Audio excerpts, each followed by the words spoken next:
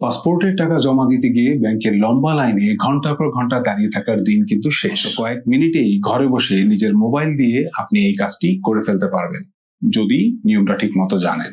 আজকের এই একটি ভিডিও যদি আপনি শেষ পর্যন্ত মনোযোগ দিয়ে দেখেন, তাহলে পাসপোর্ট ফি বা পাসপোর্টের চালান নিয়ে আপনার মনের সব ভয় আর বিভ্রান্তি একেবারে দূর হয়ে যাবে। ঘরে বসে নিজের মোবাইল বা ল্যাপটপ দিয়ে মাত্র কয়েক মিনিটে কিভাবে নির্ভুলভাবে চালান করবেন তার সম্পূর্ণ লাইভ ডেমো একদম শুরু থেকে শেষ পর্যন্ত আমি আপনাদেরকে দেখাবো। সেই সাথে জানবেন কোন ভুলগুলোর কারণে চালান বাতিল হয়ে যায় এবং কিভাবে আপনার জমা দেওয়া টাকা যাচাই করতে পারবেন। আসসালামু আলাইকুম। ব্যাংকিং, সরকারি সেবা এবং আর্থিক বিষয়ের সহজ ও সঠিক সমাধান নিয়ে এই চ্যানেলে আমি নিয়মিত ভিডিও প্রকাশ করি। সরকার এখন পুরোপুরি অটোমেটেড অনলাইন সিস্টেম চালু করেছে, যার নাম চালান। এর মাধ্যমে আপনি ঘরে বসেই ব্যাংকে না গিয়েও পাসপোর্ট ফি জমা দিতে পারবেন। পাসপোর্ট ফি এর চালান করতে বসার আগে কি কি তথ্য হাতের কাছে রাখতে হবে তা একটু জেনে নেওয়া যাক। অনেকেই এই প্রস্তুতি না নিয়ে অনলাইনে বসে যান আর মাঝপথে আটকে যান। আপনার প্রয়োজন হবে যার নামে চালান হচ্ছে তার সঠিক নাম এবং মোবাইল নম্বর, তার জাতীয় পরিচয়পত্র বা এনআইডি নম্বর অথবা জন্ম নিবন্ধন নম্বর। তবে এগুলো কোনোটিই যদি আপনার কাছে না থাকে, তারপরেও চালান করা যাবে। সেই পদ্ধতিটাও আমি দেখাবো। আর টাকা পরিশোধ করার জন্য একটি সচল বিকাশ, রকেট বা নগদ অ্যাকাউন্ট অথবা যে কোনো ব্যাংকের ইন্টারনেট ব্যাংকিং কিংবা ডেবিট বা ক্রেডিট কার্ড। সবচেয়ে গুরুত্বপূর্ণ কথাটা মনে রাখুন, যার পাসপোর্টের কাজ, চালানটি সবসময় তার নামেই হবে অথবা তার এনআইডি দিয়েই করতে হবে, অন্য কারো নামে এই চালান করবেন না। তো চলুন এবার সরাসরি স্ক্রিনে দেখে নেই কিভাবে কাজটি করবেন। প্রথমে আপনার মোবাইল বা কম্পিউটার ব্রাউজারে গিয়ে টাইপ করুন echalan.gov.bd অথবা গুগলে চালান লিখে সার্চ করে সরকারি ওয়েবসাইটটিতে প্রবেশ করুন। আর ভালো খবর হলো, এই ওয়েবসাইটে ঢুকতে কোনো লগইন বা রেজিস্ট্রেশনের প্রয়োজন নেই। এই ওয়েবসাইটের হোম পেজে আসার পরে কয়েকটি অপশন দেখতে পাবেন। এখান থেকে পাসপোর্ট ফি অপশনটি সিলেক্ট করুন। আপনার পাসপোর্টের ফি জমা দিতে এটি আপনার প্রথম ধাপ। আবেদনের প্রকৃতি ও বিতরণের প্রকৃতি, এই ধাপটা একটু মনোযোগ দিয়ে করতে হবে। আপনি কি 48 পাতার পাসপোর্ট চান নাকি 64 পাতার, সেটা সিলেক্ট করুন। তারপর বিতরণের প্রকৃতি থেকে বেছে নিন আপনার পাসপোর্ট কত বছর মেয়াদী হবে এবং কত দিনের মধ্যে আপনি পাসপোর্টটি ডেলিভারি চান। যেমন ধরুন 10 বছর মেয়াদী সাধারণ পাসপোর্ট 21 কর্মদিবসে ডেলিভারি। অনেকে এখানে ভুল করে বসেন, জরুরি আর সাধারণ ডেলিভারির মধ্যে গুলিয়ে ফেলেন আর ভুল ক্যাটাগরি সিলেক্ট করে বেশি বা কম টাকা জমা দিয়ে ফেলেন। তাই এই ধাপে একটু সময় নিয়ে নিজের প্রয়োজন অনুযায়ী সঠিক অপশনটি বেছে নিন। আপনার আবেদনের প্রকৃতি ও বিতরণের প্রকৃতি যদি সঠিকভাবে সিলেক্ট হয়, তাহলে দেখবেন নির্ধারিত টাকার পরিমাণ স্বয়ংক্রিয়ভাবেই চলে আসবে। এখানে আপনাকে আলাদা করে কোনো পরিমাণ লিখতে হবে না। পাসপোর্ট যিনি জমা দিচ্ছেন, জমাদানকারী তথ্য পূরণ অংশটা সবচেয়ে গুরুত্বপূর্ণ। জমাদানকারী এনআইডি নম্বর অথবা জন্ম নিবন্ধন নম্বর সঠিকভাবে লিখুন এবং ভেরিফাই করুন। সিস্টেম স্বয়ংক্রিয়ভাবে নামটি দেখিয়ে দেবে এবং নিশ্চিত করুন নামটি ঠিক এসেছে কিনা। আর যদি এনআইডি বা জন্ম নিবন্ধন নম্বর দিয়ে ভেরিফাই করা সম্ভব না হয়, তাহলে অন্যান্য অপশনে গিয়ে সরাসরি এনআইডি নম্বর, নাম ও ঠিকানা লিখে ফেলুন।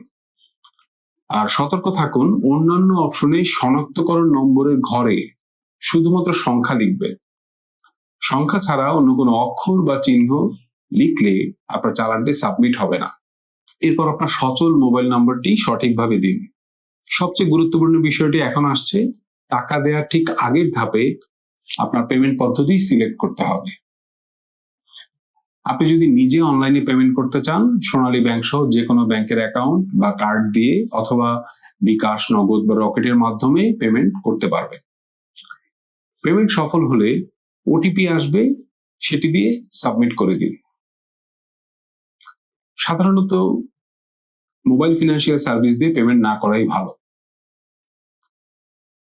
আর আপনি যদি ব্যাংক কাউন্টারে গিয়ে জমা দিতে চান, তাহলে এই self fill up and OTC এই অপশনটি সিলেক্ট করে সাবমিট করুন। এরপর সোনালী ব্যাংকের যে কোনো শাখায় বা অনুমোদিত ব্যাংকে গিয়ে জমা দিতে পারবেন। আর ব্যাংকের রসিদটা অবশ্যই সংরক্ষণ করুন। উভয় ক্ষেত্রেই সাবমিটের পর একটি চালান নম্বর জেনারেট হবে। একদম উপরে লেখা থাকবে ট্র্যাকিং নম্বর 2627-00012345 ইত্যাদি। এই নম্বরটি সংরক্ষণ করুন আর সম্ভব হলে প্রিন্ট করে রাখুন। চালান জমা দিলেন, পেমেন্ট করলেন, আপনার পেমেন্ট সম্পন্ন হয়েছে কিনা যাচাই করবেন কিভাবে? পেমেন্ট সম্পন্ন হওয়ার পর একটা কাজ অনেকেই ভুলে যান, চালানটা যাচাই করা। এর জন্য chalanverification.finance.gov.bd এই ওয়েবসাইটে চলে যান। অটোমেটেড চালান ভেরিফিকেশন অংশে আপনার ট্র্যাকিং নম্বরটা দিয়ে ভেরিফাই ক্লিক করুন। এই ওয়েবসাইট থেকে যে কোনো সময় আপনার চালানের কপি ডাউনলোড করে নিতে পারবেন।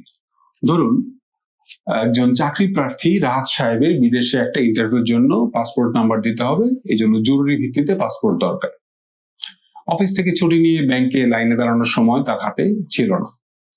তিনি রাতে বাসায় বসেই মোবাইল দিয়ে এ চালান করে ফেললেন আর সকালে পাসপোর্ট অফিসে গিয়ে সরাসরি আবেদন জমা দিলেন। ব্যাংকে গিয়ে জমা দেওয়ার জন্য যে সময়টা লাগতো সেই কাজটা হয়ে গেল মাত্র 5 মিনিটে। আপনাদের কিছু কমন প্রশ্ন আছে যার উত্তর আমি দিয়ে দিচ্ছি। যেমন, চালান করা কতক্ষণ পর পাসপোর্ট আবেদনে ব্যবহার করা যাবে? সাধারণত পেমেন্ট সফল হওয়ার সাথে সাথেই চালান কার্যকর হয়ে যায়, তবে আবেদন জমা দেওয়ার আগে একবার যাচাই করে নেওয়া ভালো। এরপর ভুল নামে চালান হয়ে গেলে কি করব? এখন পর্যন্ত চালান সংশোধনের প্রক্রিয়া শুরু হয়নি। চালান করতে হবে খুব সাবধানে। আর সবার একটি কমন প্রবলেম, টাকা কেটে নিয়েছে কিন্তু চালান নম্বর পাইনি, এখন কি করব? প্রথমে চালান ভেরিফিকেশন ওয়েবসাইটে গিয়ে আপনার লেনদেনের তথ্য খুঁজে দেখুন। যদি না পান তাহলে আপনার পেমেন্টের যে মাধ্যম, যদি বিকাশ, নগদ বা ব্যাংকের মাধ্যমে পেমেন্ট করে থাকেন, তার হেল্পলাইনে যোগাযোগ করুন। আর আগেও বলেছি, বিকাশ, নগদের মাধ্যমে পেমেন্ট না করাই ভালো। একটি চালান দিয়ে কি একাধিক ব্যক্তির পাসপোর্ট ফি জমা দেওয়া যাবে? না, প্রতিটি আবেদনকারীর জন্য আলাদা আলাদা চালান করতে হবে। ব্যাংকে গিয়ে কি সরাসরি নগদ টাকা জমা দেওয়া যাবে? Self fill up and OTC অপশনে চালান তৈরি করে ব্যাংকে গিয়ে চালান জমা দিতে পারবেন। কিছু বিষয়ে আপনাকে সতর্ক থাকতে হবে। echalan.gov.bd ছাড়া অন্য কোনো অনানুষ্ঠানিক ওয়েবসাইট বা লিঙ্কে গিয়ে টাকা জমা দেবেন না। প্রতারকরা ভুয়া ওয়েবসাইট বানিয়ে টাকা হাতিয়ে নেওয়ার চেষ্টা করতে পারে। আপনার চালান নম্বর ও রসিদটি যত্ন করে সংরক্ষণ করুন, কারণ ভবিষ্যতে যে কোনো সমস্যায় এটি আপনার একমাত্র প্রমাণ। সঠিক ফি ক্যাটাগরি সিলেক্ট না করলে আপনার চালান বাতিল হয়ে যেতে পারে বা আবেদন গ্রহণযোগ্য নাও হতে পারে। তাই সময় নিয়ে এই ধাপগুলো সিলেক্ট করুন। তো বন্ধুরা, আজকে আমরা শিখলাম এই চালান করার আগে কি কি প্রস্তুত রাখতে হবে, ধাপে ধাপে সম্পূর্ণ প্রক্রিয়াটি, চালান যাচাইয়ের পদ্ধতি এবং সাধারণ ভুলগুলো কিভাবে এড়ানো যায়। তো এখন থেকে আর ব্যাংকের লাইনে দাঁড়িয়ে সময় নষ্ট করতে হবে না। আপনি যদি নিয়ম জানেন তা আপনার জন্য মাত্র কয়েক মিনিটের ব্যাপার। আমার এই ভিডিওটি যদি আপনার উপকারে আসে তাহলে লাইক দিন, কোনো প্রশ্ন থাকলে নিচে কমেন্ট করুন, আপনার সহকর্মী ও পরিচিতদের সাথে শেয়ার করুন, আর বেল আইকন সহ সোনালী ব্যাংকের চ্যানেলটি সাবস্ক্রাইব করুন। আল্লাহ হাফেজ, আবার দেখা হবে নতুন একটি তথ্যবহুল ভিডিওতে।